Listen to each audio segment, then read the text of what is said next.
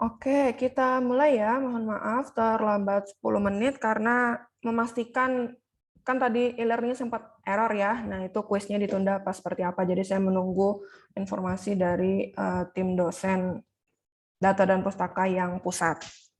Oke, saya buka dulu kelasnya. Assalamualaikum warahmatullahi wabarakatuh. Selamat pagi semuanya. Untuk pertemuan minggu kemarin itu nonton video ya. Semoga semuanya sudah menonton video karena minggu kemarin itu walaupun tidak ada pertemuan Zoom tapi tetap ada video dan materi yang diberikan, maka mahasiswa wajib untuk belajar mandiri seperti yang sudah disampaikan dan kalian dengar juga mungkin ya. Kemudian minggu ini kita lanjutkan dengan distribusi data, tendensi sentral, dan dispersi atau variabilitas. Nanti jam 10.30 akan kita mulai kuis pertama untuk data dan pustaka. Jadi nanti kita akhiri kuliahnya mungkin di sekitar 10.25 supaya bisa siap-siap ya untuk kuis. Ada 15 soal dan waktunya hanya 10 menit. Sebelum saya lupa menyampaikan, jadi di sini saya tuliskan dulu di chat.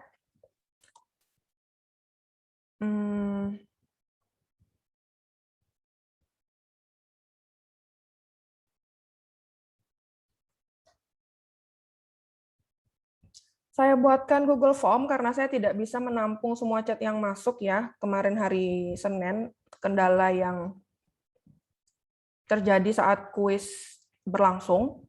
Jadi saya buatkan saja untuk kelas ini Google Form. Nanti kalau misalnya ada kendala, silahkan diisi formnya. Dan akan saya rekap, kemudian saya sampaikan ke tim pusat mata kuliah data dan pustaka. Begitu ya, bisa dipahami.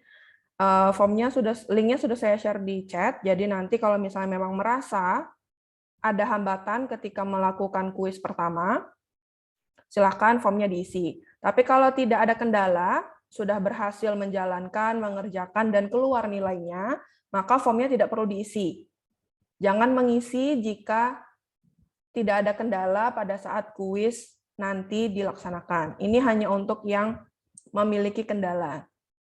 Oke, saya mulai untuk materi minggu ini. Jadi memang minggu ini kita lebih mengarah kepada hitung-hitungan ya.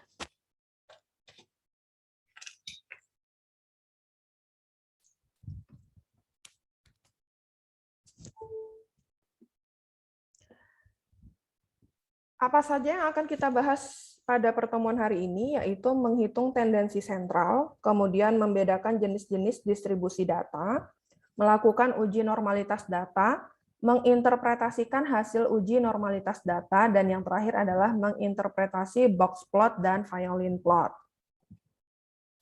Kita masuk dulu yang pertama, yaitu tendensi sentral. Sebetulnya apa sih tendensi sentral ini? Mungkin sudah pernah kalian dapatkan juga ketika kalian SMA atau SMP. Jadi tendensi sentral itu adalah mean, median, dan modus. Jadi rata-rata, nilai tengah, dan nilai yang paling sering muncul. Tendensi sentral ini menjadi penting ketika kita mengolah data, karena dengan adanya tendensi sentral ini kita bisa tahu nilai pusat dari kumpulan data yang kita punya itu bagaimana. Baik itu average-nya atau rata-ratanya atau mean-nya, nilai tengahnya, dan nilai yang paling sering muncul. Sebetulnya tendensi sentral ini tidak hanya 3 ini ya, jadi ada banyak seperti rata-rata terboboti, ada weight-nya, kemudian rata-rata ukur, dan rata-rata harmonis, selain dari mean, median, dan modus. Namun untuk mata kuliah data dan pustaka, kita hanya fokus pada mean, median, dan modus. Jadi untuk yang rata-rata terboboti, rata-rata ukur, dan rata-rata harmonis ini mungkin akan kalian pelajari di jurusannya masing-masing sesuai dengan skop jurusan kalian masing-masing. Untuk mean, median, dan modus, mungkin juga sudah tahu ya bagaimana caranya mendapatkan rata-rata, nilai tengah, dan nilai yang paling sering muncul. Nah, kalau misalnya kita punya soal seperti ini, ada data 47356986325669. Dari data ini, kita bisa tahu rata-rata hitungnya, ditambahkan semuanya, dibagi sejumlah datanya. Itu cara untuk mendapatkan rata-rata dari data tersebut. Maka dari contoh soal ini, kita tambahkan semuanya, kita bagi dengan jumlah datanya. Kita hitung berapa banyaknya datanya. Di sini ada 13 data, maka penjumlahan semua datanya dibagi dengan jumlah datanya, maka itulah hasil rata-rata hitungnya. Maka di sini dapatlah hasil 73 dibagi 13 sama dengan 5,615. Kalau kita mau buat ke dalam rumus, bagaimana sih rumusnya? Kalau ini kan kita langsung dari data kita masukkan angka-angkanya, kemudian jumlahnya berapa, kemudian kita hitung. Rumus formula bakunya adalah seperti ini. X, ada garis di atasnya, maksudnya ini adalah rata-rata X. XI dibagi N. Jadi XI ini data dari ke I sampai ke terakhir yang N dibagi jumlah datanya. N adalah jumlah data. Ini adalah rumus yang kita pakai untuk data individu. Maksudnya data individu itu apa? Data individu adalah data yang seperti ini. Jadi tidak ada kelompok data ataupun panjang data pada kumpulan data ini. Jadi datanya berdiri sendiri. Inilah cara untuk menghitungnya. Kita lihat untuk data yang berkelompok. Nah, data berkelompok kira-kira bentuknya seperti ini. Ini kalian temui ketika kita belajar di minggu ketiga tentang tabel distribusi frekuensi. Sudah saya ajarkan bagaimana cara membuat tabel distribusi frekuensi atau TDF. Ada rumusnya juga, rumus Sturges. Kita harus tahu dulu berapa panjang kelasnya dan sebagainya. Nah, kira-kira kalau dalam soal, ketika kita tidak perlu membuat tabel distribusi frekuensi, tabel distribusi frekuensinya itu diberikan langsung. Silahkan, ini TDF-nya, hitung rata-ratanya, hitung mediannya, hitung modusnya. Maka, kita bisa mencari rata-rata hitung untuk data berkelompok yang disajikan dalam bentuk tabel distribusi frekuensi dengan rumus ini.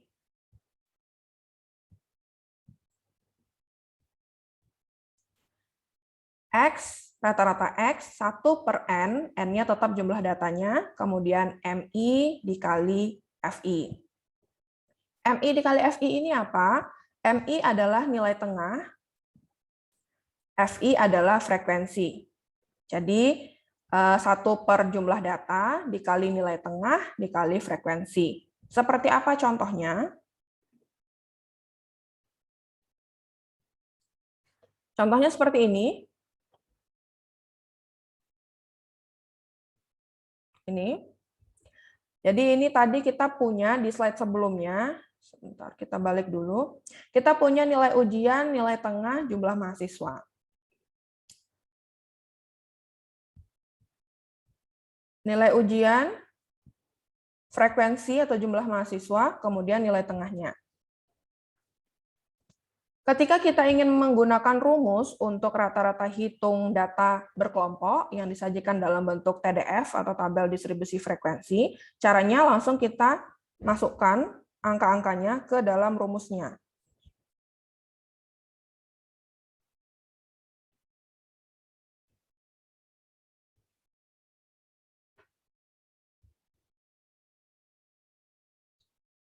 Menjadi 1 per 111, ini jumlah total seluruh frekuensi pada tabelnya, kemudian dikali MI dikali FI. Nilai tengahnya dikali dengan frekuensinya. Ini dikali ini dikali ini dikali ini, dan seterusnya. Maka kita dapatkan hasilnya ini, penjumlahan dari semua ini. Kemudian kita operasikan 1 per 111 dikali 5854,445, hasilnya adalah 52,74. Jadi Ketika datanya berkelompok, cara menghitungnya atau mengoperasikan data tersebut berbeda dengan ketika datanya individu. Itu yang harus dipahami. Baik dari segi pengoperasian, rumus, maupun dari segi ini. Ada nilai tengah, ada frekuensi, kemudian nilai tengah dan frekuensi itu harus dikali dulu untuk data berkelompok. Sedangkan untuk data individu tidak ada nilai tengah dan tidak ada frekuensi. Jadi langsung datanya yang dioperasikan. Begitu bedanya.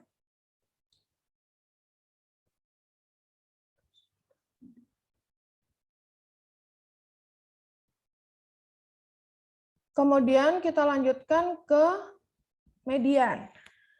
Median, mungkin ini juga sudah pernah kalian dapatkan di SMA dulu.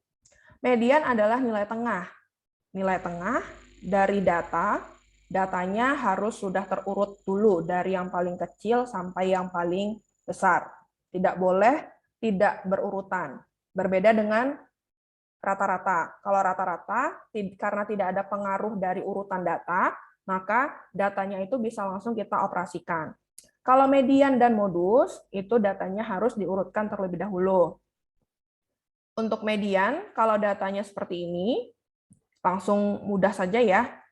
Kita cari manakah yang angka atau data ini yang berada di tengah.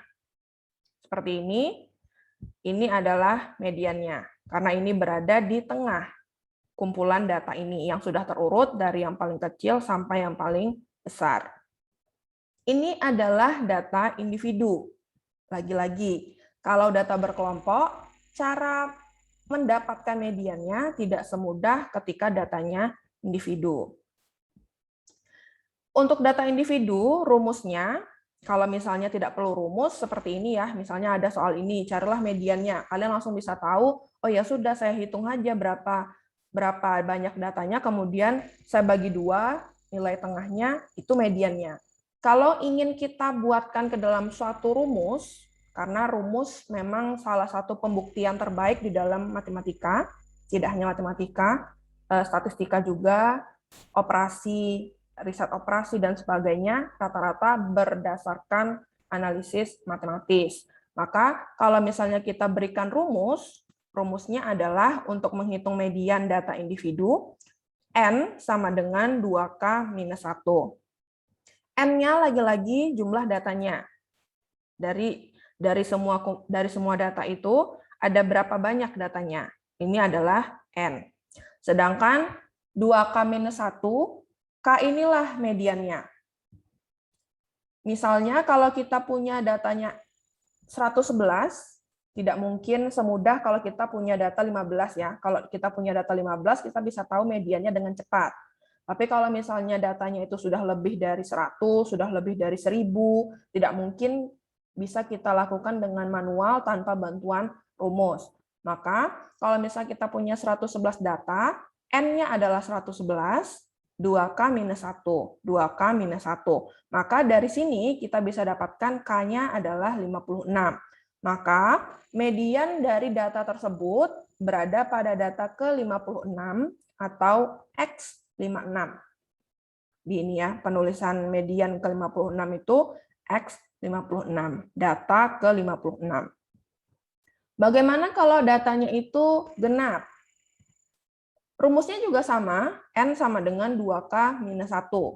Misalkan sekarang kita punya datanya karena genap, 112, kita misalkan, N sama dengan 2K minus 1. 112 sama dengan 2K minus 1. Lagi-lagi, K yang kita butuhkan untuk mengetahui median data ini ada di mana? K sama dengan 56,5. Maka dari sini kita bisa dapatkan median data dengan jumlah data 112 terdapat pada data ke-56 dan 57, karena 56,5 ya, 56 dan 57. Maka bisa kita formulasikan seperti ini. X56 data ke-56, X57 data ke-57, X56 plus X57 dibagi 2. Jadi nanti misalkan datanya ada 10, kemudian data X57-nya itu 10, maka 10 tambah 10 dibagi 2. Kira-kira begitu. Kita langsung kembali ke datanya setelah kita tahu di mana letak mediannya. Berbeda dengan data berkelompok. Kalau berkelompok, lagi-lagi kita akan menemui penyajian data tersebut dalam bentuk tabel distribusi frekuensi. Bentuknya seperti ini. Berbeda dengan ini. Menghitungnya pun berbeda, ada rumusnya. Jadi ini rumusnya, median untuk data berkelompok, MD sama dengan B plus N dibagi 2 dikurang F, dibagi FM dikurang F dikali I. B ini apa? B adalah tepi bawah kelas, di mana kelas median tersebut berada. F ini adalah frekuensi kumulatif sebelum. Jadi di sini ada 2, diperhatikan. F adalah frekuensi kumulatif sebelum. Jadi sebelum. Kalau FM adalah frekuensi kumulatif di mana kelas median tersebut berada.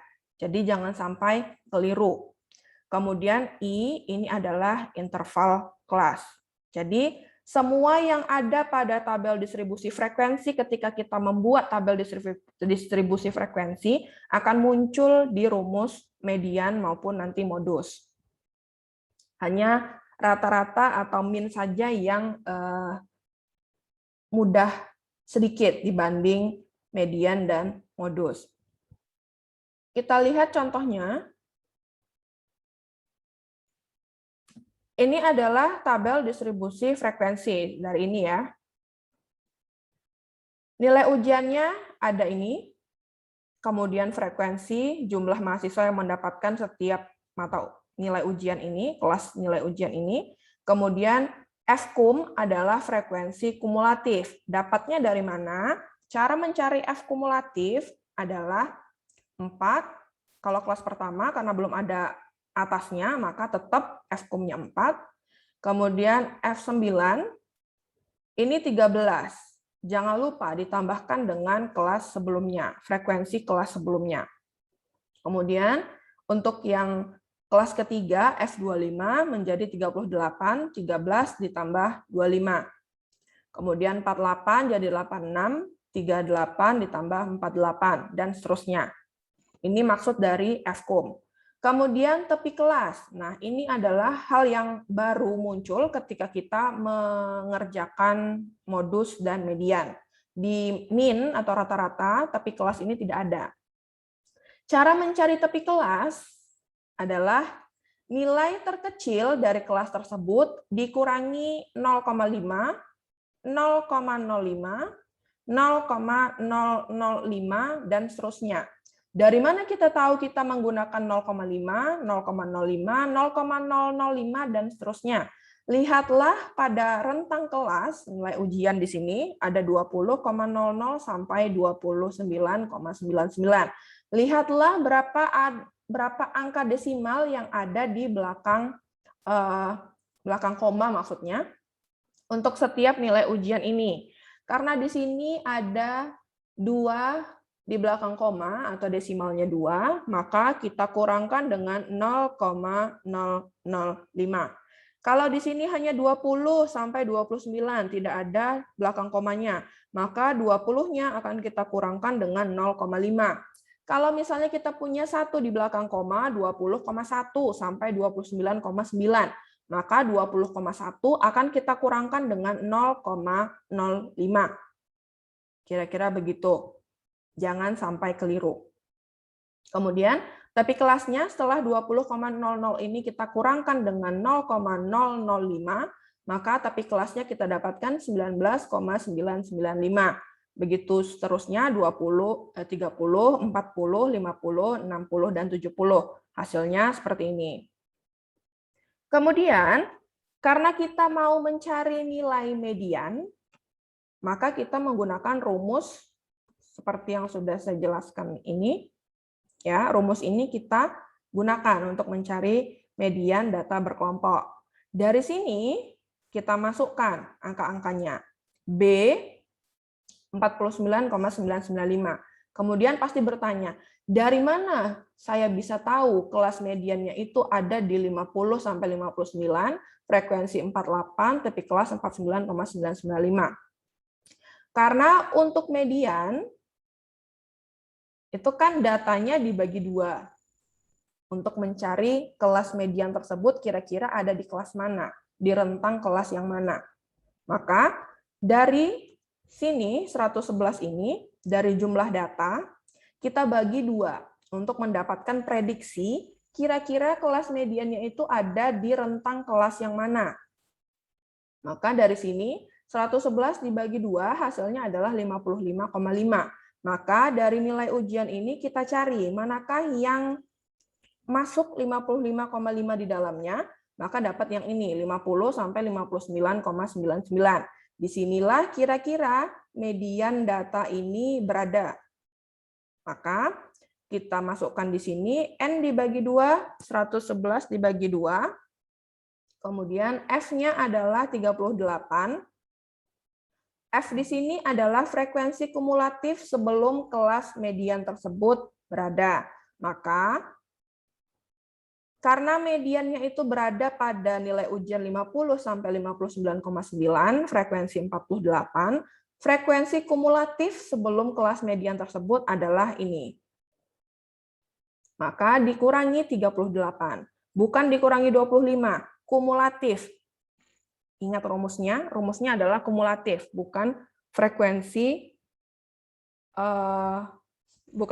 biasa, maksudnya bukan frekuensi sebelum kelas median tersebut saja, tapi frekuensi kumulatif. Maka yang kita gunakan adalah 38. Kemudian pernya adalah FM dikurang F. FM-nya adalah frekuensi kumulatif di mana kelas median tersebut berada. Maka 86, bukan 48. Kemudian F sama seperti yang di atasnya, 38 dikurangi 38 dikali I adalah interval kelas. Dari mana saya peroleh nilai 10 ini, sementara yang ini tuh tidak ada tanda-tanda angka 10. 10 ini adalah ini. Interval kelasnya ini berapa? Coba kalian hitung 50, 51, 52, 53, 54, 55, 56, 57, 58, 59. Maka interval kelasnya adalah 10. Jadi karena ini belum nyampai 60, maka belum 11 ya interval kelasnya, masih 10. Karena di sini 60 masuk ke kelas berikutnya. Jadi di sini interval kelasnya 10. Maka setelah kita dapatkan angka untuk setiap rumusnya, tinggal kita hitung. Dapatlah 53,640. Kemudian kita masuk ke modus. Modus yang seperti ini sudah kalian temui, sudah kalian kerjakan mungkin ketika ujian masuk UNER kemarin atau SBMPTN dan sebagainya. Modus adalah nilai yang paling sering muncul dari kelompok data yang ada. Dan datanya juga sudah harus terurut, tidak boleh belum terurut. Maka dari sini, kalau ini datanya kan hanya lebih dari 10 ya, paling ini bisa kita tebak langsung kira-kira mana sih data atau nilai yang paling sering muncul. Dari sini terlihat 6 itu 3, yang lainnya 2, 1, 2, 1, 1. Maka 6 adalah nilai modus untuk data ini. Karena muncul sebanyak 3 kali. Ini gampang. Kemudian untuk data berkelompok. Ini tidak gampang seperti di slide ini. Bagaimana cara kita mendapatkan modus untuk data berkelompok? Rumusnya seperti ini. M0 sama dengan B plus F0 dikurang F-1 dibagi F0 dikurang F-1 ditambah F0 dikurang F plus 1 dikali I. Mirip-mirip ya dengan median, hanya saja ada sedikit perbedaan. B tetap tepi bawah kelas, di mana kelas modus tersebut berada. Cara mendapatkan kelas modusnya seperti apa, nanti kita lihat contoh soalnya. Kemudian F0, F-1. F0 adalah frekuensi kelas modus. Frekuensi kelas modus. F-1 adalah frekuensi sebelum kelas modus. F+1 frekuensi sesudah kelas modus. Jadi berbeda dengan median yang mengandalkan frekuensi kumulatif sebelum kelas median tersebut, kalau modus harus memperhatikan kelas sebelum dan kelas sesudah atau setelah. I tetap interval kelas. Kita lihat contohnya. Ini tetap sama F-nya, kita tidak perlu mencari F kumulatif. Karena kumulatif tidak dipakai pada modus. Bisa dilihat dari rumusnya. Tidak ada kata-kata frekuensi kumulatif. Frekuensi kumulatif hanya akan kita gunakan ketika kita mencari median. Kemudian ini rumusnya. Kelas modus, caranya untuk mendapatkan kelas modus, kalau kita tidak ditanyakan median, maka kita harus mencari kelas modusnya itu mana. Kelas modus caranya sama dengan kelas median, N dibagi 2. Memprediksi kelas modus itu berada di mana. Sama dengan median, N dibagi 2. Kelas modus, untuk mendapatkan prediksi kelas modus ada di mana, juga N dibagi 2.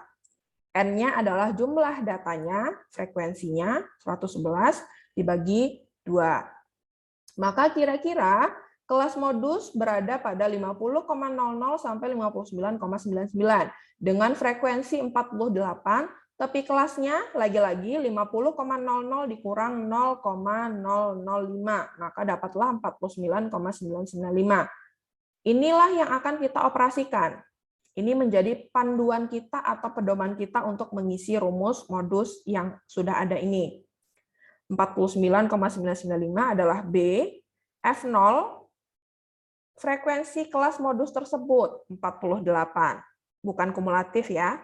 Kemudian F-1 25, F+1 adalah 20. Sebelum kelas modus, setelah kelas modus. Tidak kumulatif, hanya frekuensi sebelum dan setelah. Kemudian interval kelas tetap sama 50 sampai 59,9, ada 10 panjang kelas atau interval kelasnya. 60 tidak diikutkan, karena 60 masuk ke nilai ujian, maka masih berada pada interval 10 untuk panjang kelasnya. Kemudian setelah kita miliki semua data-datanya lengkap dari rumus modusnya, maka kita bisa cari hasilnya adalah 54,505. Kemudian kalau misalnya kita punya grafik, ini grafik ya, gambar grafik. Kalau kita punya distribusi simetris, ada kata-kata misalnya dalam soal nanti distribusi simetris, maka kita bisa ambil kesimpulan bahwa nilai min, median, dan modusnya berada pada satu titik yang sama. Jadi ditunjuk oleh panah yang merah ini.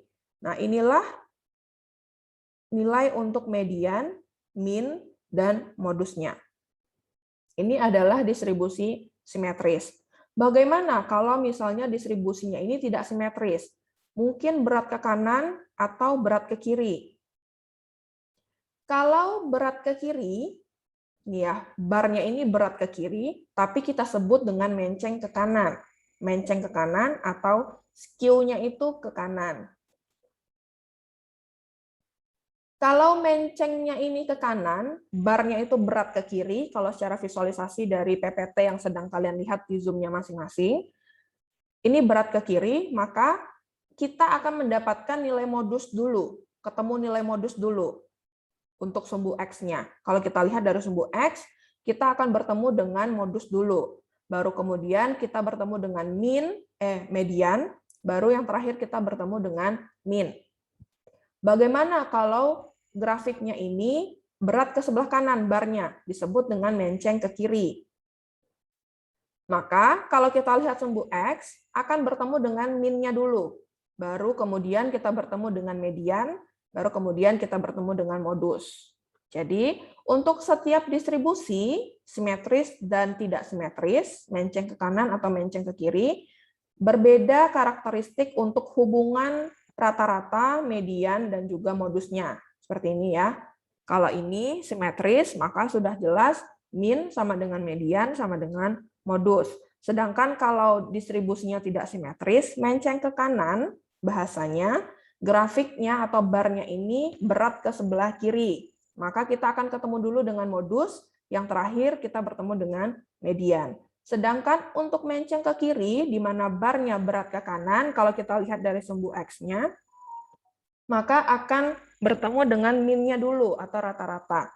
Maka yang terakhir kali akan kita jumpai pada bar distribusi tidak simetris dengan menceng ke kiri adalah modus. Min dulu, kemudian diikuti dengan median, diikuti dengan modus. Sebelum saya masuk ke variabilitas atau dispersi data, ada yang mau ditanyakan dulu tentang tendensi sentral? Ya, silakan Alvin. Baik, Ibu, terima kasih atas kesempatannya. Sebelumnya, perkenalkan, nama saya Alvin Rahmat Cahyadi. Saya izin untuk bertanya. Saya masih bingung yang interval itu tadi, Bu. Itu seperti apa? Masih bingung. Terima kasih.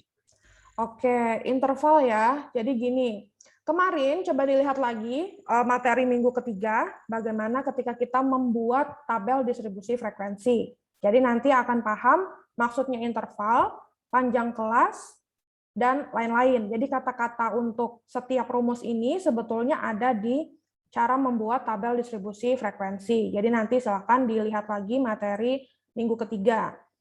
Di sini saya jelaskan singkat saja. Untuk interval kelas ini adalah panjang untuk setiap ini.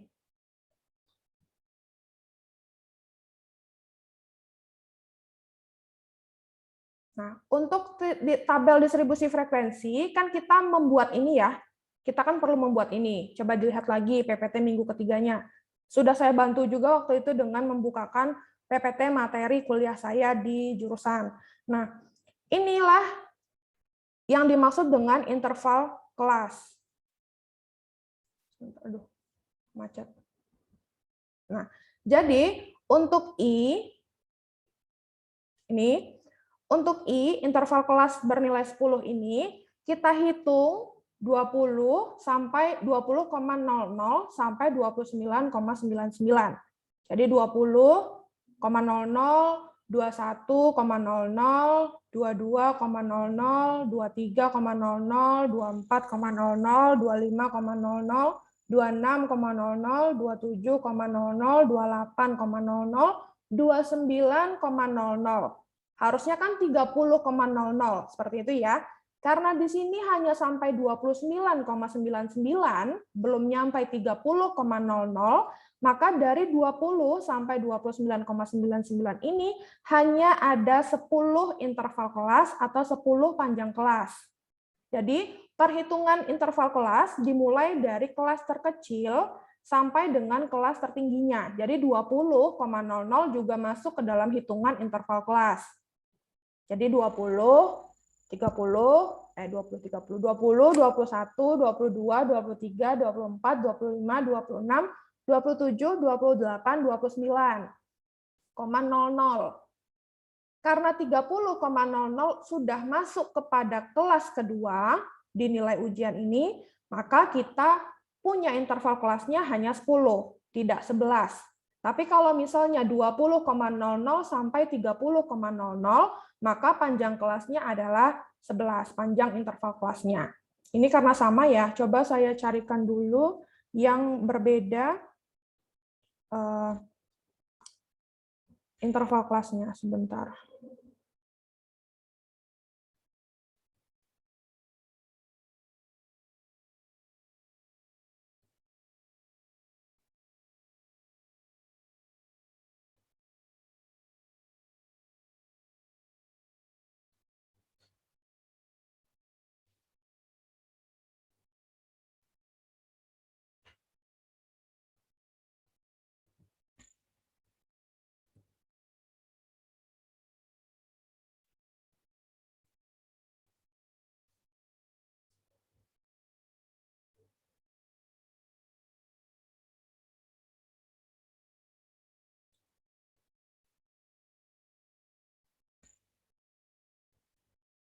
Oke, ini ya saya bukakan lagi. Nih. Nah, ini kita punya nilai ujian, kelas ke-nya ada 7, kemudian nilai ujiannya 31 sampai 40. Di sini berapakah interval kelasnya? Kita hitung mulai dari 31. 31, 32, 33, 34, 35, 36, 37, 38, 39, 40. Maka interval kelasnya adalah 40. 10, astagfirullah. Jadi nilai untuk panjang kelas atau interval kelasnya itu adalah perhitungan dari nilai ujiannya ini. Untuk setiap kelas pada nilai ujian, ketika kita membuat tabel distribusi frekuensi, ini sudah saya jelaskan ya, kita kan juga menentukan banyak kelas dan panjang kelas. Nah, panjang kelas itu disebut dengan interval kelas juga ketika di rumus kita mencari median dan modus. Jadi inilah interval kelasnya. Dan biasanya di TDF, interval kelas yang satu dengan yang lain itu akan sama. Karena kan sudah pakai rumus ya, rumus panjang kelas kemarin itu kita pakai panjang kelas P sama dengan rentang dibagi banyak kelas. Sedangkan untuk mencari banyak kelasnya berapa, kita pakai aturan Sturges. Kira-kira begitu. Jadi nanti kalau lupa, silahkan bisa buka lagi PPT-nya untuk materi ketiga. Di situ kan sudah dijelaskan bagaimana cara kita membuat tabel distribusi frekuensi. Kira-kira begitu ya, Alvin? Mohon maaf Bu, saya ingin untuk bertanya lagi. Mm-mm. Itu tadi kan kalau misalkan di perhitungan itu kan ada koma-koma gitu kan Bu. Mm-mm. Itu kenapa kok dibulatkan ya Bu? Itu yang saya bingungkan. Maksudnya dibulatkan? Seperti yang di itu tadi di yang Ibu tunjukkan yang di contoh yang lain itu tadi kan di banyaknya itu dibulatkan begitu. Mungkin begini Bu, ini kan 29,99. Mm-mm. Terus yang paling kecil kan 20,00. Mm-mm. Kenapa intervalnya kok bukan 10,99 begitu Bu? Oh, seperti itu. Iya, Oke. iya yang saya maksud seperti Oke. itu.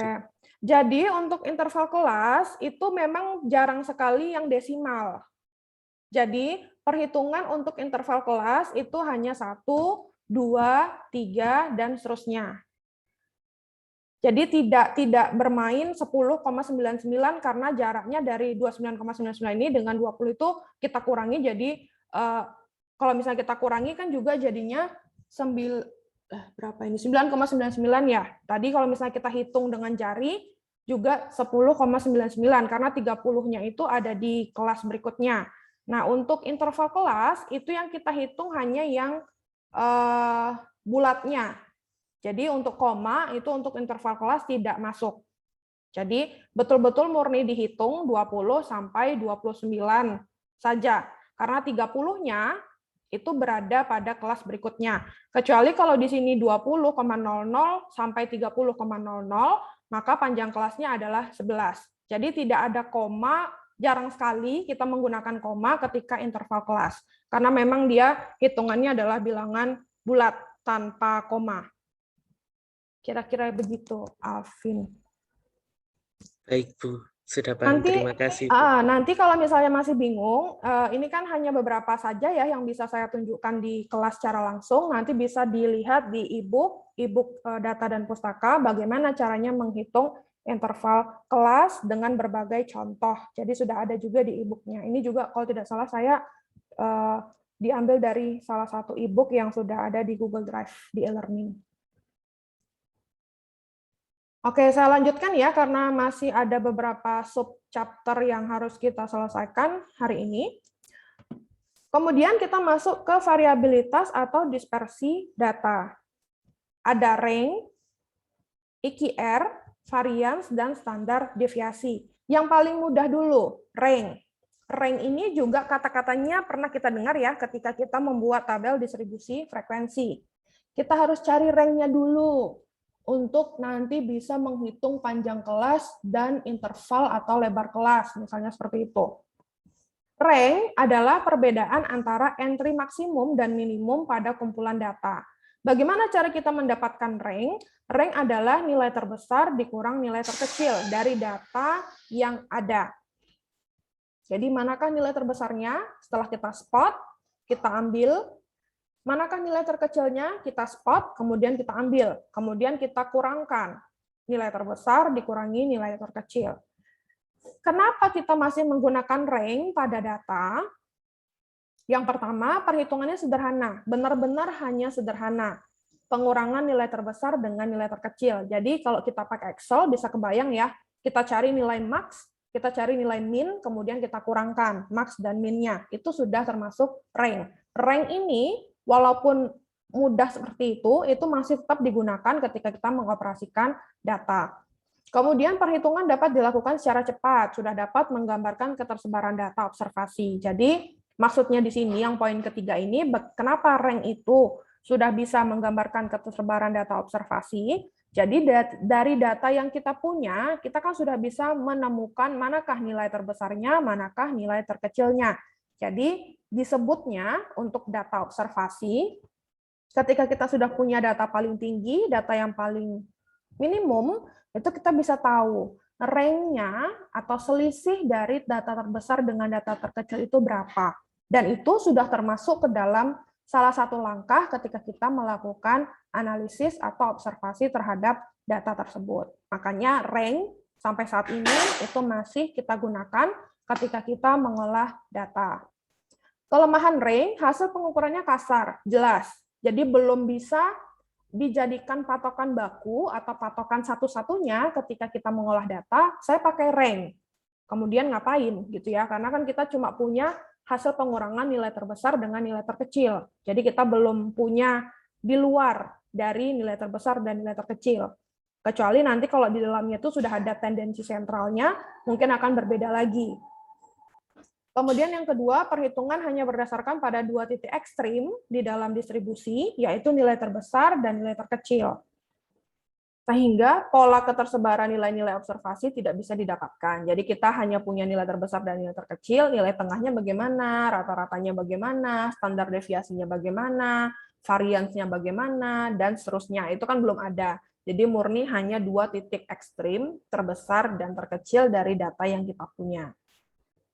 Kemudian interquartile rank atau IQR, ini adalah salah satu cara untuk mengetahui variabilitas di tengah 50% pengamatan dalam suatu kumpulan data, atau yang biasanya kita sebut dengan middle 50, jadi 50%. Bagaimana cara kita mendapatkan nilai IQR? Q3 dikurang Q1. Bukan nilai terbesar dikurang nilai terkecil seperti rank, tapi kuartil ketiga dikurang kuartil pertama. Kemudian kuartil keduanya yang mana? Kuartil kedua adalah median.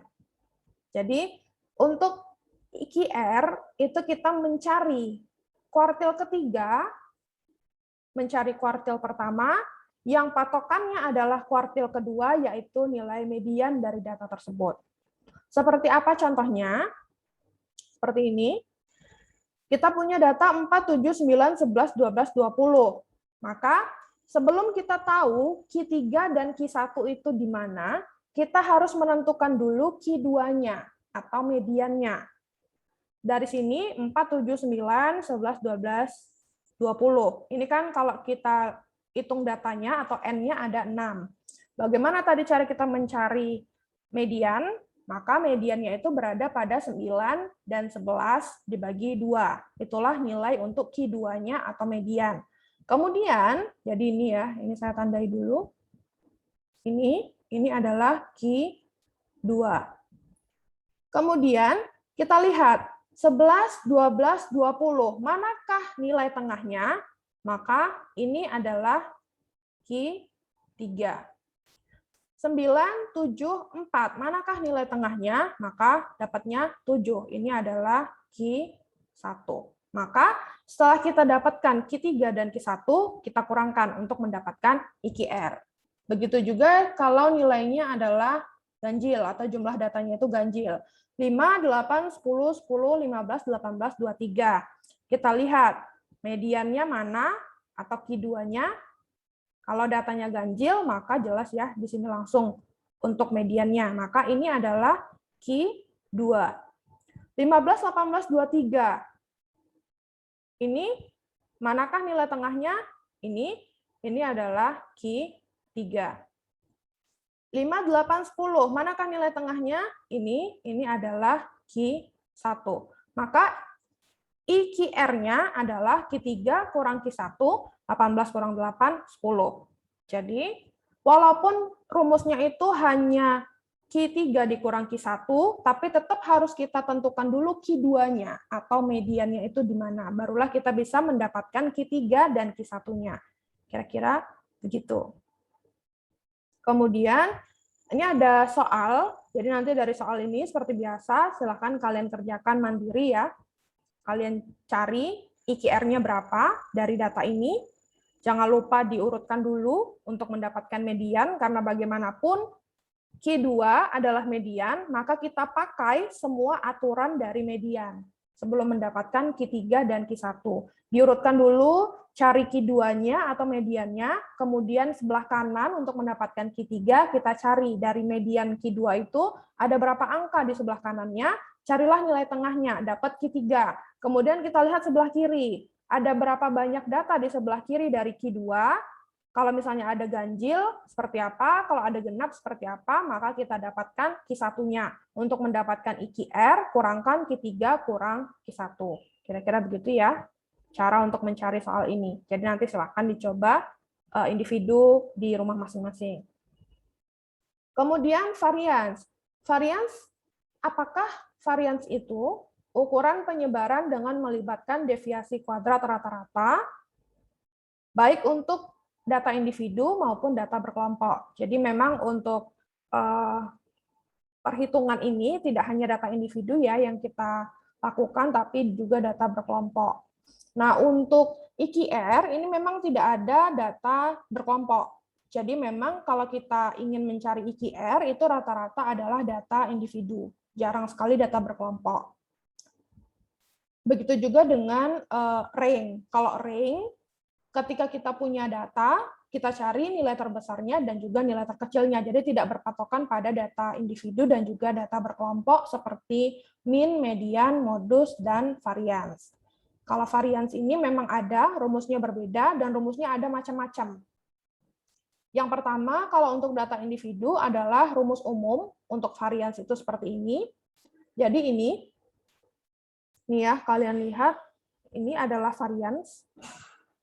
Memang kuadrat, karena kan nih ya melibatkan deviasi kuadrat rata-rata.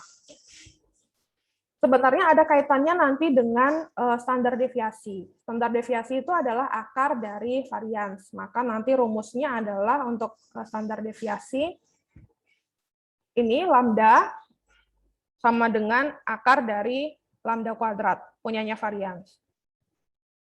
Kita lihat definisinya, rumus setiap notasi. Oke. Untuk rumus perhitungan singkat seperti ini. Jadi lebih ribet ya daripada yang ini. Nah, bagaimana cara kita mengetahui manakah rumus yang harus kita pakai antara cara 1 dengan cara 2? Caranya gampang. Ketika ada soal, ada data individu, kita lihat manakah yang variabel-variabel untuk setiap rumusnya varians ini yang tersedia. Kalau misalnya tersedianya min rata-rata, maka bisa kita gunakan rumus umum saja, tidak perlu ke rumus perhitungan singkat. Tapi kalau misalnya tidak tersedia min atau rata-rata, maka bisa jadi kita harus menggunakan rumus perhitungan singkat untuk mendapatkan varians. Jadi tergantung dari problem atau permasalahan itu yang kita miliki apa. Kalau misalnya punyanya hanya data ke I, kemudian jumlah datanya berapa, maka kita pakai rumus perhitungan singkat. Tapi kalau sudah disediakan rata-rata mahasiswa yang memiliki tinggi badan, berarti kita punya min di dalam permasalahan tersebut, maka kita bisa gunakan varians yang rumus umum, yaitu ada rata-ratanya. Begitu juga dengan data berkelompok. Ada 3 rumus yang bisa dipakai. Yang ini rumus umum, ini adalah rumus perhitungan singkat, ini adalah cara coding.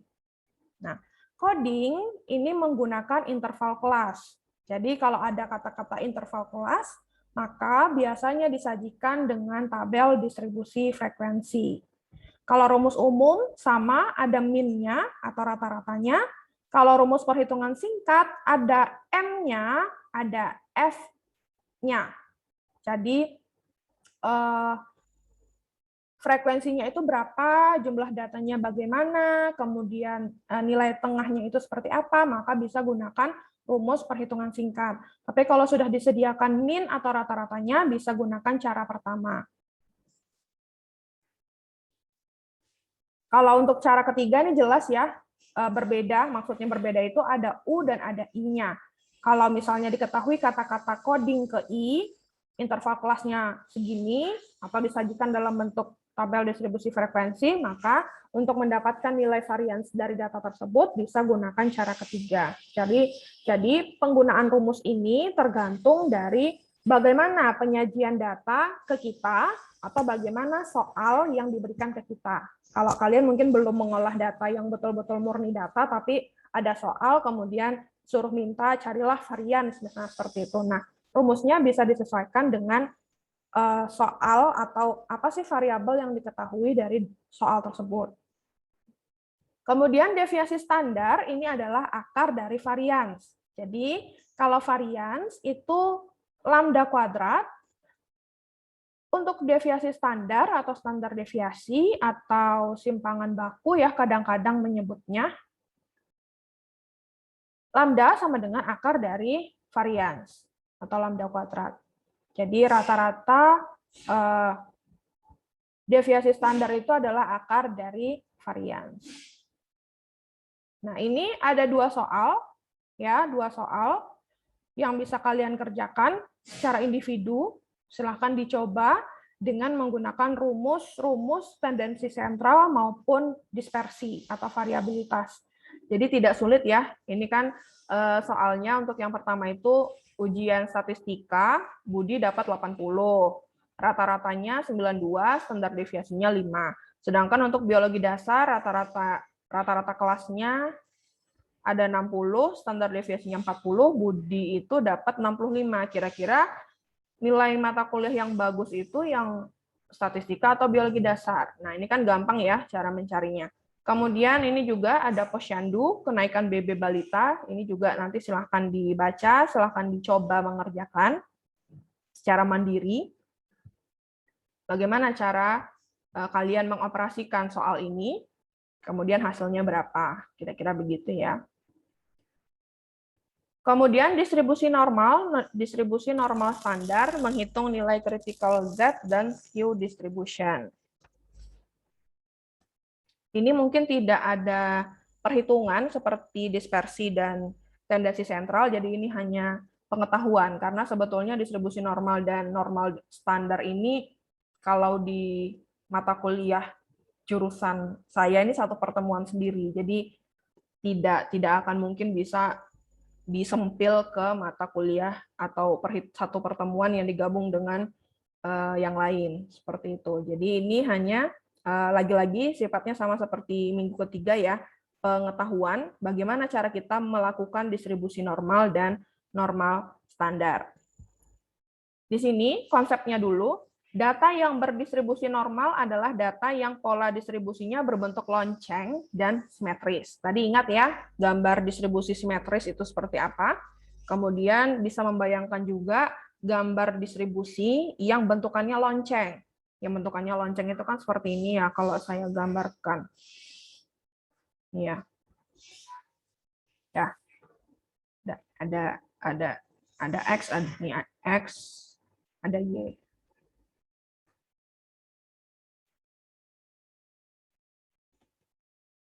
Artinya, pola data tersebut tidak menceng ke kiri ataupun ke kanan. Jadi tidak skew.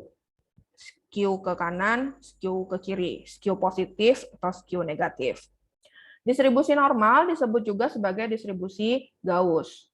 Distribusi normal sangat penting untuk dipelajari, terutama dalam melakukan analisis data statistika. Dengan data yang diambil secara acak dan berdistribusi normal akan memudahkan dalam melakukan analisis dan meramalkan atau forecasting, serta mengambil kesimpulan untuk cakupan yang lebih luas. Makanya, semua data yang belum berdistribusi normal akan kita lakukan dulu pendistribusian normal terhadap data tersebut. Baik itu distribusi normal ataupun normal standar. Bedanya apa? Nanti akan kita lihat bedanya normal dengan normal standar. Bagaimana data dikatakan memiliki distribusi normal? Kira-kira seperti ini ya. Bentuk kurvanya mirip lonceng atau bel, kemudian merupakan suatu poligon yang dilicinkan, sumbu tegak dan sumbu alas, kemudian simetris, luas daerah merupakan nilai rata-rata atau min, luas daerah sebelah kiri dan kanan mendekati 50%, jadi memang betul-betul di tengah kurva ataupun grafik simetris tersebut. Memiliki satu modus atau unimodal, tidak bisa bimodal untuk data yang bisa dikatakan distribusi normal. Ini adalah bentuk kurva distribusi normal, jadi betul-betul bentuk lonceng, kemudian ini adalah 0, 50, 50, kalau tadi bahasanya ya, ini adalah plus positif tak hingga, ini adalah negatif tak hingga. Distribusi normal dipengaruhi oleh dua parameter, yaitu min dan standar deviasi.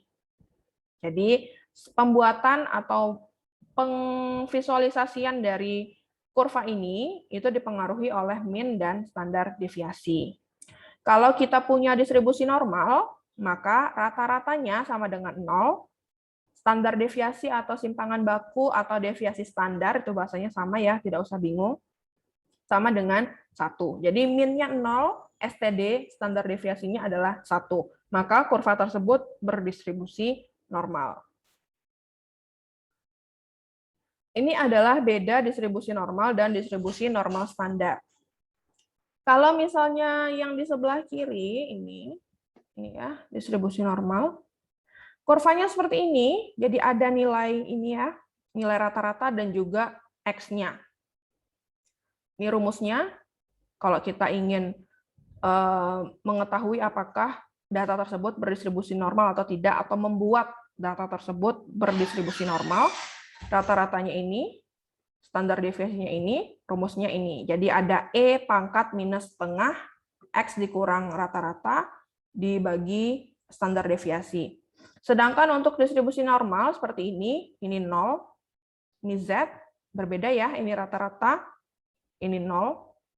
Rumusnya juga berbeda, seperti ini, walaupun sebetulnya mirip ya, ada E-nya juga. Rata-ratanya 0, standar deviasinya 1. Seperti yang sudah disampaikan pada teori di slide sebelumnya. Jadi, beda antara normal dengan normal standar adalah pada pembuatan kurvanya, atau kurvanya itu 0, ini adalah rata-rata, kemudian ini X. X itu kan masih ada nilainya. Dan ini adalah Z. Z itu juga akan kita dapatkan ketika kita substitusi rumus ini dengan angka-angka, tapi dengan rata-rata 0 dan standar deviasi 1. Jadi perbedaannya itu. Kalau kita lihat bentuk grafik yang sudah jadi antara normal dengan normal standar, itu seperti ini. Ini. Normal standar pasti akan kita mulai dari 0 kurvanya. Kalau distribusi normal, tidak, dari angka. Kira-kira begitu cara untuk mengetahui apakah dia berdistribusi normal atau normal standar. Kalau udah kita dapatkan kurva distribusi normal yang di sebelah kiri, ketika kita ingin melakukan standarisasi, kita buatkan 10-10-nya itu jadi 0, itu juga bisa. Maka transformasi antara distribusi normal ke distribusi normal standar itu bisa kita lakukan. Bagaimana cara melakukan standarisasi distribusi normal ke distribusi normal standar? Pakai rumus yang ini, yang saya tidak kelihatan sebentar. Z sama dengan X dikurang rata-rata min dibagi standar deviasi. Jadi kita pakai rumus ini untuk membuat distribusi normal menjadi normal standar.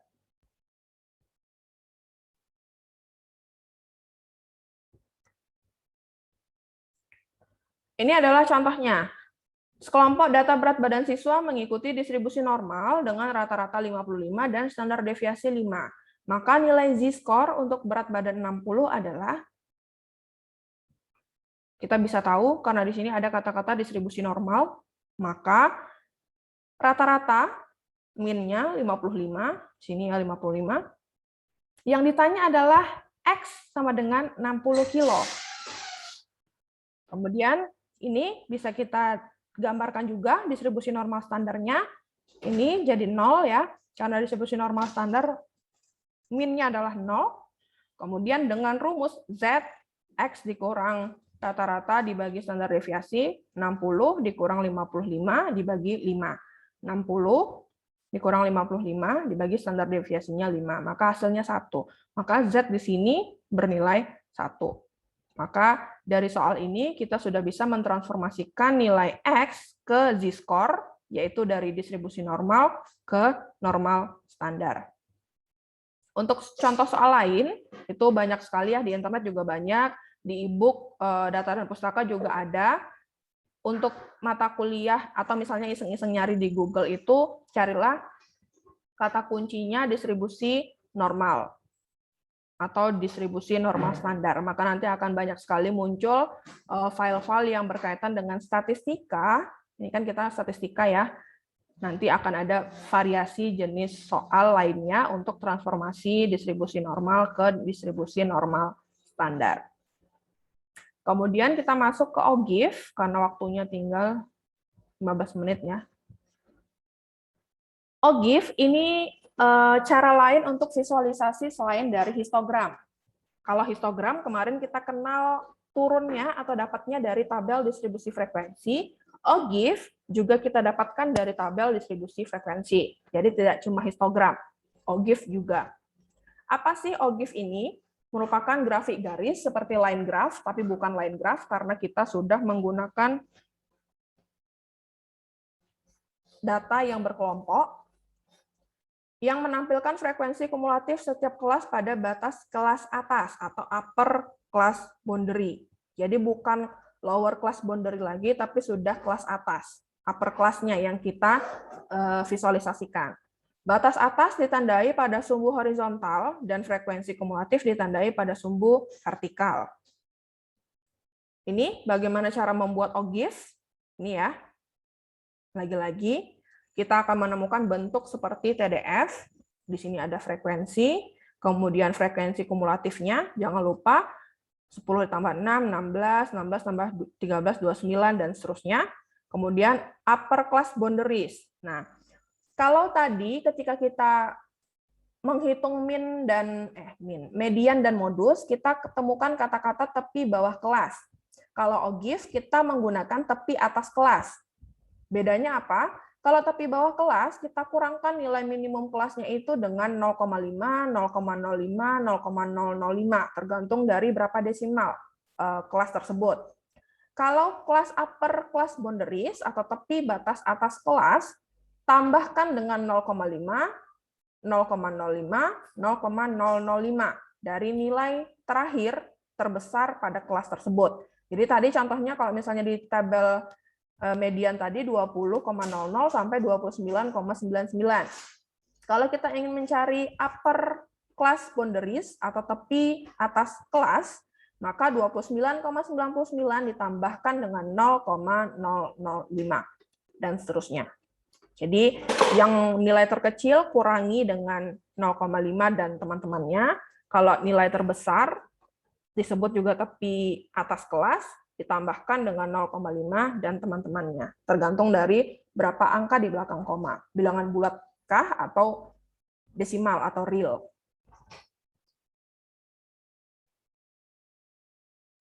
Ini adalah hasil dari OGIF. Jadi OGIF bentuknya adalah line graph. Kalau kita ingat kembali materi pertemuan ketiga ada line graph. Nah, ini adalah bentuk dari line graph, tapi untuk data yang berkelompok. Jadi kalau histogram mirip dengan bar graph, kalau line graph mirip dengan ini, OGIF. Distribusi unimodal atau bimodal. Ini ya, tadi muncul kata-kata unimodal di distribusi normal. Distribusi frekuensi atau TDF, nanti distribusi frekuensi ini digambarkan dengan tabel distribusi frekuensi. Jadi sebetulnya sama saja ya, tidak usah bingung. Namanya adalah distribusi frekuensi, tapi pengimplementasiannya, penyajiannya itu dalam bentuk tabel distribusi frekuensi. TDF atau distribusi frekuensinya itu disebut simetris jika garis vertikal dapat ditarik di tengah grafik suatu distribusi dan hasilnya membagi separuh di sisi kiri dan separuh di sisi kanan. Jadi simetris 50-50 di tengah 0, plus minus. Kemudian distribusi frekuensi disebut seragam, uniform atau rektangular jika semua nilai data atau kelas-kelas dalam suatu distribusi memiliki nilai atau frekuensi yang sama. Distribusi uniform ini biasanya juga disebut dengan distribusi simetris. Bagaimana dengan distribusi frekuensi yang menceng? Distribusinya tidak simetris. Menceng ke kiri, jika ekor menjulur lebih panjang ke kiri. Kalau menceng ke kiri, berarti barnya itu lebih berat ke kanan. Menceng ke kanan, barnya itu lebih berat ke kiri. Kalau secara visualisasi barnya. Seperti yang sudah saya contohkan di slide sebelumnya. Yang awal-awal tadi, ketika kita membahas tendensi sentral. Kemudian distribusi frekuensi simetris seperti ini ya, pusat nilainya itu median, min dan modusnya sama seperti yang sudah saya sampaikan di tendensi sentral tadi. Kemudian bagaimana kalau misalnya bentuk grafnya itu menyebar, penyebarannya kecil, penyebarannya lebar. Disebut juga simetris menyebar dan simetris menyebar penyebaran kecil. Jadi terlihat dari ini. 1-9 semua datanya akan terisi oleh bar-bar yang menunjukkan grafik atau visualisasi dari data yang kita punya. Jadi ini melebar disebutnya karena memang semua datanya, value datanya itu terisi. Kalau ini disebut penyebarannya kecil karena dari 1-9 yang terisi itu hanya 3-7. Jadi tidak merata untuk semua value ataupun variabel yang ada di datanya. Ini hanya visualisasi ya. Jadi nanti ketika kalian mengolah data, harus memvisualisasikan data.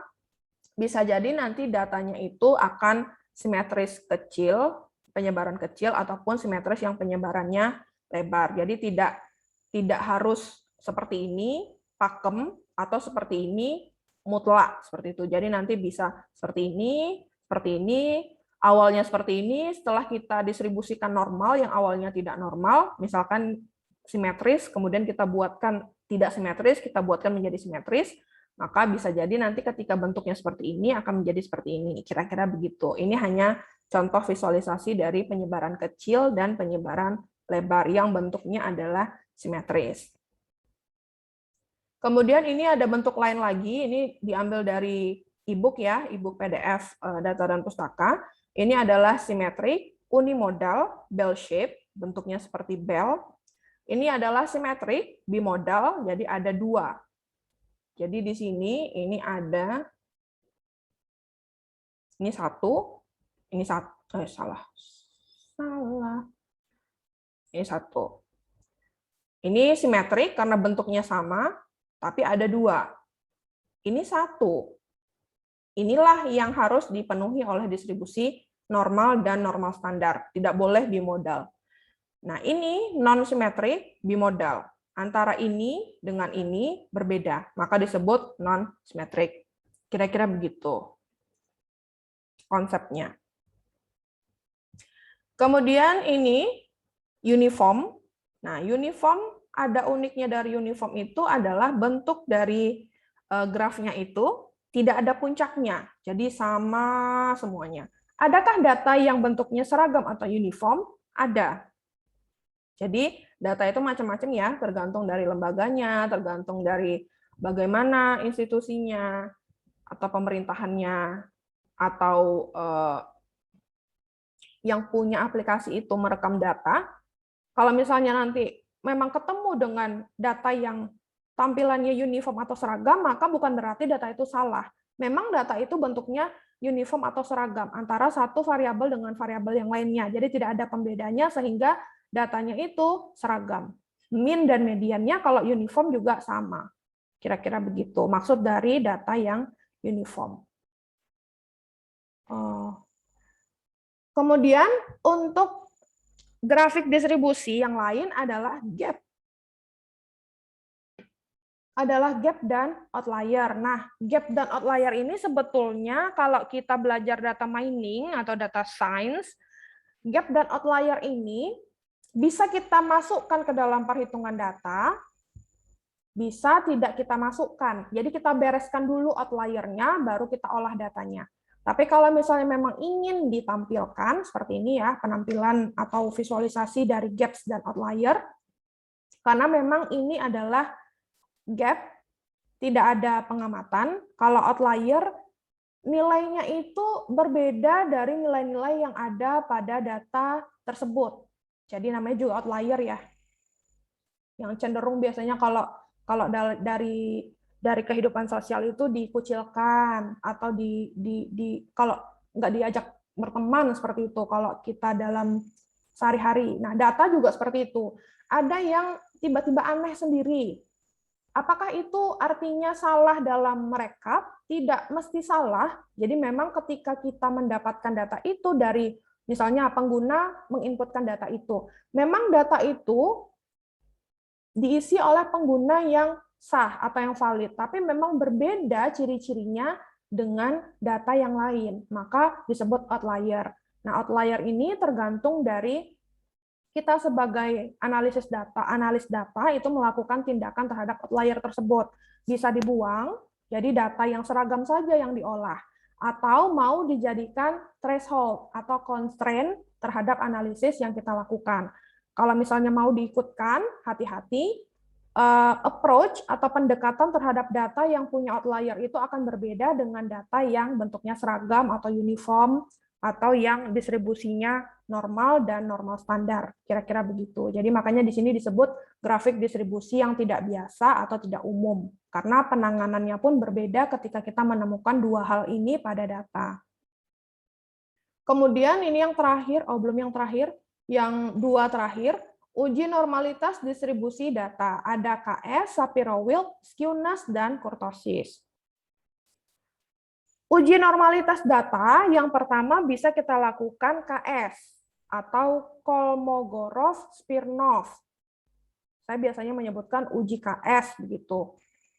Apa sih uji KS ini? Fungsi distribusi empiris sampel dengan fungsi distribusi kumulatif dari distribusi referensi itu kita analisis perbedaannya. Apakah terjadi perbedaan yang signifikan antara distribusi empiris sampel dengan fungsi distribusi kumulatif, distribusi referensi, atau tidak? Atau ketika kita punya dua sampel, sampelnya itu yang pertama kita analisis, yang kedua kita analisis. Untuk melihat perbedaan dari dua sampel yang dianalisis itu, bisa juga menggunakan uji KS. Jadi ini sudah termasuk step akhir, menuju akhir ya, ketika kita mengolah data, harus kita uji dulu normalitas data itu, maka bisa kita gunakan uji KS. Nah, uji normalitas data ini tidak dibahas di data dan pustaka setahu saya, karena hanya berupa konsep saja. Kemudian uji normalitas selanjutnya yang bisa dilakukan adalah Shapiro-Wilk. Nah, dulu Shapiro-Wilk ini tidak bisa untuk sampel yang besar awalnya. Jadi hanya untuk sampel yang jumlahnya itu 30 sampai 50. Tapi sekarang Shapiro-Wilk ini sudah bisa menyamai dengan KS. Jadi sudah bisa juga digunakan untuk menguji sampel yang besar. Untuk Shapiro-Wilk ini bedanya dengan KS, kalau Shapiro-Wilk ini kita melihat skewness dan kurtosis dari kurva data tersebut. Sedangkan KS kita hanya menganalisis perbedaan dari dua kelompok sampel, distribusi empiris, distribusi referensinya itu seperti apa. Jadi berbeda hal yang dilakukan pengujian. Manakah yang terbagus? Tergantung dari data yang kita punya. Jadi saya tidak bisa mengatakan KS lebih bagus dari Shapiro-Wilk atau Shapiro-Wilk lebih jelek daripada KS. Tergantung dari datanya. Kalau datanya itu memang bagus dan cocok dengan Shapiro-Wilk, maka kita bisa gunakan Shapiro-Wilk. Nah, makanya untuk kalian ketika belum tahu bedanya KS dengan Shapiro-Wilk, bisa minta saran dari dosen pembimbing. Ini ya, ini ada referensi di sini, silahkan nanti klik saja, klik nanti akan membawa kalian ke hyperlink ke dokumen yang menunjukkan bedanya uji normalitas KS dan Shapiro-Wilk. Kemudian skewness dan kurtosis, waktunya tinggal sedikit lagi ya. Skewness, kemencengan kurva dari nilai tengahnya, ini tadi sebetulnya sudah saya lihatkan di distribusi simetris dan tidak simetris. Kemudian kurtosis ada 3 jenis, runcingnya, belnya kurva itu runcingnya itu seperti apa, itu juga ada. Jadi kalau kita punya nilai tengah kemencengan, kemudian runcingan kurva, maka bisa menggunakan uji distribusi yang Shapiro-Wilk. Nah, ini adalah skew distribution. Nah, ini berat ke kanan, barnya, maka skew left distribution. Kalau berat ke kiri, skew right distribution. Jadi skew itu memang bahasa Indonesianya adalah kemencengan ya. Jadi menceng ke kanan atau menceng ke kiri. Ini adalah kurtosis bentukannya, ini adalah pleti, ini adalah meso, ini adalah lepto. Tingkat keruncingan kurva distribusi normal itu, bentuk belnya itu juga ada bermacam-macam. Jadi namanya keruncingan kurva itu adalah kurtosisnya. Kurtosisnya yang mana? Yang lepto, meso, atau pleti. Kira-kira begitu. Kemudian yang terakhir ya ini box plot dan violin plot. Ini adalah box plot, ini adalah violin plot. Nah, lagi-lagi kalau misalnya kita ingin memvisualisasikan data, tidak semuanya harus kita visualisasikan dengan berbagai cara untuk visualisasi. Box plot digunakan untuk apa, violin plot digunakan untuk apa, itu juga berbeda. Contohnya apa? Contohnya kalau violin plot itu ada outside point, diketahui. Upper adjacent value diketahui. Kuartil ketiga, kuartil pertama, median diketahui. Maka bisa kita gunakan box plot atau violin plot. Tapi kalau misalnya kita hanya mengetahui data itu hanya punya rasio interval, maka tidak bisa kita gambarkan dengan violin plot atau box plot. Kira-kira seperti itu. Jadi sesuaikan dengan datanya itu apa sih yang kita punya atau hasil perhitungannya itu apa. Makanya untuk box plot itu kita paling tidak harus punya nilai minimum, nilai maksimum, Q1, median atau Q2, dan Q3. Kalau kita punya 5 nilai ini, maka bisa kita gambarkan dengan box plot. Oke, silahkan mulai membuka e-learning-nya ya, kelas 2D29, karena waktunya 3 menit lagi ya. Sementara saya menjelaskan sisa untuk materi ini. Jadi nanti 10.30 langsung mulai. Ini juga ada contoh, silahkan nanti dicoba latihan mandiri bagaimana caranya membuat box dan whisker plot. Jadi caranya seperti ini ya. Ini. Bergantung kepada nilai minimum, nilai maksimum, Q1, Q2, dan Q3-nya. Kemudian, ini ada soal. Nanti kalau sudah kalian coba, periksa jawabannya dengan solusi atau penyelesaian yang sudah disediakan. Jadi ini, kalau begini mirip, maka sudah betul. Kalau masih salah, berarti bisa dilihat, manakah saya yang salah? Misalkan Q1, Q2, atau Q3-nya. Jadi ini harus betul dulu. Kemudian violin plot, ini ya, bentuknya betul-betul seperti alat musik violin. Violin plot ini cocoknya untuk apa? Distribusi total pembayaran dalam seminggu dengan memisahkan sesuai jenis kelamin, perempuan atau laki-laki, misalkan seperti itu. Nah, itu bisa kita gambarkan dengan violin plot. Makanya box plot dengan violin plot ini tidak selalu bisa digunakan, tergantung dari data yang kita olah. Jadi semuanya akan kembali kepada bagaimana data yang kita punya ini. Kalau datanya sudah memenuhi 5 hal yang disyaratkan oleh violin plot dan box plot tadi, maka kita bisa menggambarkannya dengan violin plot dan box plot. Tapi kalau misalnya tidak ada, adanya hanya cukup untuk bar graph. Ya sudah, gambarkan saja dengan bar graph. Gambarkan dengan histograph, gambarkan dengan OGIF, dan lain-lain. Karena kan sudah banyak ya bagaimana cara visualisasi dan representasi data yang sudah kita pelajari sebelumnya. Oke, untuk minggu ini itu saja yang bisa saya sampaikan. Karena sudah 10.29, silahkan buka e-learning-nya, masuk ke kuis pertama, adanya di TM5, scroll ke bawah e-learning-nya, kemudian klik kuis kelima itu, dan nanti 10.30 bisa langsung mengerjakan. Oke, kalau masih ada pertanyaan tentang minggu ini, minggu depan ya kita bahas, karena ini karena kalian waktunya kuis, silahkan kuis dulu, minggu depan akan kita lanjutkan dulu untuk pertanyaan, kalau masih ada pertanyaan di minggu ini, kemudian baru kita lanjutkan materi untuk TM6 minggu depan. Kira-kira begitu ya, karena tidak ada Zoom untuk kuis, maka kelasnya saya akhiri, kita ketemu lagi hari Kamis minggu depan. Sepertinya tidak bersama saya ya, karena saya minggu depan tidak bisa, saya minta itu, Pak Trias yang akan menggantikan. Oke, selamat mengerjakan kuis. Saya akhiri kelasnya. Assalamualaikum warahmatullahi wabarakatuh. Waalaikumsalam warahmatullahi wabarakatuh. Terima kasih. Terima kasih, Ibu.